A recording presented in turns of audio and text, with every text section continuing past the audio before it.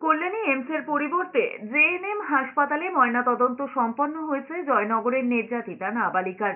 রবিবার জয়নগর কাণ্ডে এসিজেএম এর উপস্থিতিতে কল্যাণী এইমসে ময়নাতদন্তের নির্দেশ দিয়েছিল কলকাতা হাইকোর্ট। জেএনএম হাসপাতালে উপস্থিত ছিলেন কল্যাণী এইমসের ময়নাতদন্তকারী চিকিৎসকরা। উপস্থিত ছিলেন বারুইপুরের এসিজেএমও। কিন্তু জেএনএম হাসপাতালে ময়নাতদন্ত হলেও সেখানকার কোনো চিকিৎসক কিংবা মর্গের কর্মীরা ঘটনাস্থলে উপস্থিত ছিলেন না। সোমবার মোমিনপুরের কাঁটাপুকুর মর্গ থেকে সোমবার সকালেই দেহ নিয়ে গাড়ি রওনা দিয়েছিল কল্যাণীর উদ্দেশ্যে। 10:45 নাগাদ সেই গাড়ি কল্যাণীতে পৌঁছেছে। এরপরেই জেএনএম হাসপাতালে সম্পন্ন হয়েছে ময়নাতদন্ত। এদিকে জয়নগর এখনো থমথমে। এলাকায় প্রচুর পুলিশ মোতায়েন রয়েছে। তার মাঝেই ধীরে ধীরে স্বাভাবিক ছন্দে ফেরার চেষ্টা চলছে।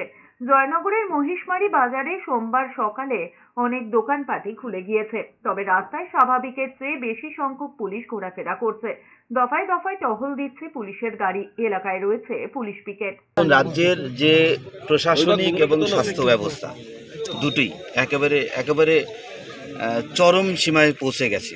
এর চেয়ে খারাপ আর হতে পারে না। এবং সেখানে কোর্টে যে দাবি করা হয়েছিল, যে ডিমান্ড করা হয়েছিল পোস্টমর্টেম, একটা নিউট্রাল ইস্যুর থেকে মানে স্টেটের ইস্যুর থেকে আমরা ঠিক সঠিক পাবো না, সঠিক তথ্য পাবো না, কজ অফ ডেথ সঠিক এগুলো পাবো না।